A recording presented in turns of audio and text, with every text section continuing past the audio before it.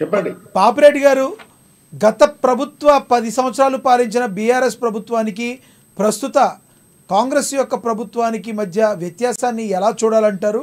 అదేవిధంగా కేవలం 10 నెలల్లో కాంగ్రెస్ పార్టీ చేయలేనివన్నీ కూడా చేసేయాలని చెప్పి బీఆర్ఎస్ పార్టీ మాట్లాడటంలో అర్థం ఉందంటారా?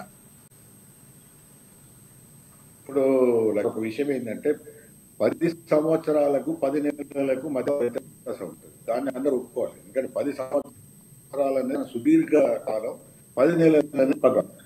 ఒకటేంటంటే బీఆర్ఎస్ వాళ్ళు ఆ విధంగా మాట్లాడడానికి కారణం ఏంటంటే ఈ కాంగ్రెస్ ప్రభుత్వమే మేము ఇచ్చిన హామీలన్నీ కూడా 100 రోజులలోనే తొందరగా అమలు చేస్తామని చెప్పడం జరిగింది.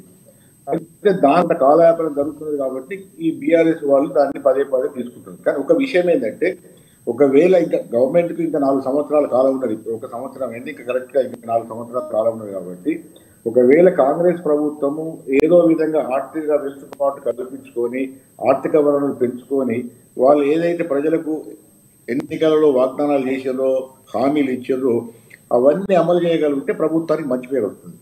అట్లా కాకుండా ఒకవేళ ఈ వాగ్దానాలు ఏమన్నా పెద్ద ఎత్తున వైఫల్యం చెంది ప్రజలకు అనుకున్న మేరకు వీళ్ళు హామీలు నెరవేర్చకపోతే మాత్రం ప్రభుత్వానికి గడ్డకాలం ఉంటుంది. కాబట్టి ఇది ఒకటి మాత్రం ఈ 10 నెలల నేను ఒక సంవత్సరం నేను ఈ గవర్నమెంట్ యొక్క పనితీరు కానీ గవర్నమెంట్ యొక్క తీరును మనం ఒక నిర్ణయించుకోలేము. ఎందుకంటే ఇంకా 4 సంవత్సరాల కాలం ఉన్నది.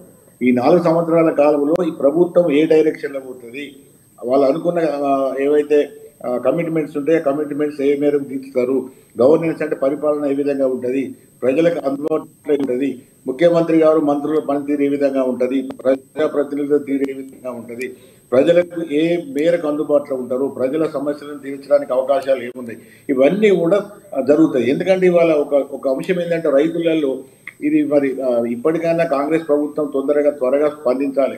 రైతు బంధు లేదా రైతు భరోసా అనేది ఇవ్వకపోవడంతో కొంత గ్రామ ప్రాంతాల్లో రైతులలో నిరుత్సాహం ఉన్నది, కొంత ఆవేదన కూడా వ్యక్తపడుతుంది. ఇవాళ కూడా నేను కొంత నా దగ్గరకు వచ్చే రైతులు వచ్చే సార్ ఏమైనా మాకు వస్తా రాదా అని కూడా అడిగారు. ముఖ్యమంత్రి గారే స్వయంగా చెప్పింది కాదే మన సంక్రాంతి పండుగప్పుడు ఇస్తామన్నారు.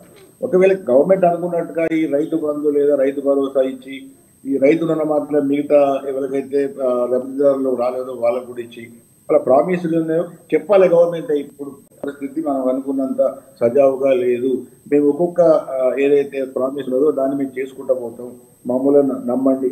అపోజిషన్ పార్టీ వాళ్ళు ఎట్లా అటు బీజేపీ కానీ ఇటు బీఆర్ఎస్ కానీ లేకపోతే మేధావులు కానీ ప్రజలు కానీ రకరకాల ప్రజా సంఘాలు కానీ లేకపోతే సోషల్ మీడియా ఒక విధంగా ప్రభుత్వం మీద అనేక రకాలుగా విమర్శలు చేస్తుంటారు. విమర్శలు చేసినప్పటికీ కూడా ప్రభుత్వానికి ముఖ్యమైన విషయం ఏంటంటే ప్రభుత్వం ప్రజలకు జవాబుదారి, ప్రజలను నమ్మియాలి, ప్రజలకు భరోసా ఇవ్వాలి.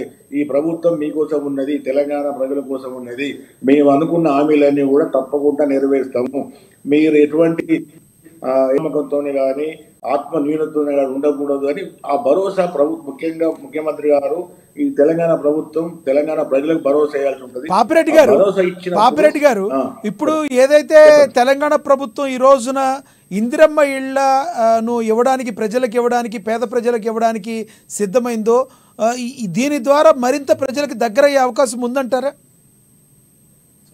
ఇప్పుడు కొన్ని చేసేది అసలే ఇప్పుడు రెండు విషయాలు వచ్చాయండి. ఇప్పుడు అటు ఒకవైపు కాంగ్రెస్ వాళ్ళు మాట్లాడారు, ఒక వైఆర్ఎస్ వాళ్ళు మాట్లాడారు. ఎవరు వాళ్ళు చెప్పుకున్నారు, బీఆర్ఎస్ లో చేసిన పరిపాలన మాకు ఇది చేశారని రామ్మోహన్ గారు చెప్పుకున్నారు, అట్లాగే శివలాల్ యాదవ్ గారు కానీ మిగతా వెంకటస్వామి గారు కానీ కాంగ్రెస్ పరిపాలన గారు. అంటే కొన్ని ఇంట్లో వాస్తవాలు ఉన్నాయి, కొన్ని చేశారు కొన్ని చేయలేదు. అంటే విజయాలు ఉన్నాయి, వైఫల్యాలు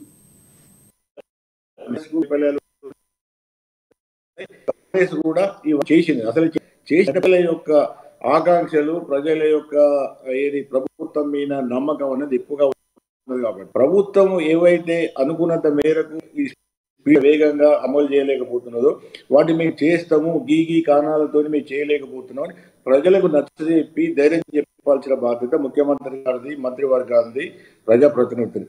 వాళ్ళు ఆ విధంగా చేయగలిగితే కొద్దిగా లేట్ అయినా కూడా ప్రజలు ఓపిక పడతారు. ఉదాహరణకు మీకు ఆసరా పెన్షన్ లేదా ఇంకొక పేరు మీద మేము 2000 నుంచి 4000 చేస్తామని అన్నారు. ఇప్పుడు కూడా ఊళ్ళో ఏమనుకుంటున్నారు అంటే ఏదో లెక్కలు అవుతున్నాయట, లెక్కలైన తర్వాత ఇస్తారట. అంటే ప్రజలకి ఇక నమ్మకం పోలేదు. ఆ నమ్మకాన్ని పోటగొట్టుకోకుండా ఏవైతే వాగ్దానాలు చేసినారో ఆ వాగ్దానాలన్నీ కూడా ఒకసారి అన్ని కావు. ఏది ఇప్పుడు ఈవెన్ 15 నెలలు కూడా బీఆర్ఎస్ గవర్నమెంట్ అన్ని ఒకసారి ఏం చేయలేదు. ఓటెన్ కోటి చేసుకుంటే మీద కాబట్టి ఇప్పుడు కాంగ్రెస్ ప్రభుత్వం ఖచ్చితమైన ఒక ప్రణాళిక, ఒక ఖచ్చితమైన ఒక దాంతో పోయి ముందుకు పోతే బాగానే ఉంటుంది. అట్లా కాకుండా ఒకవేళ ఈ విషయంలో కొంత వైఫల్యం చెంది ప్రజలకు సరి అయిన లెవెల్లో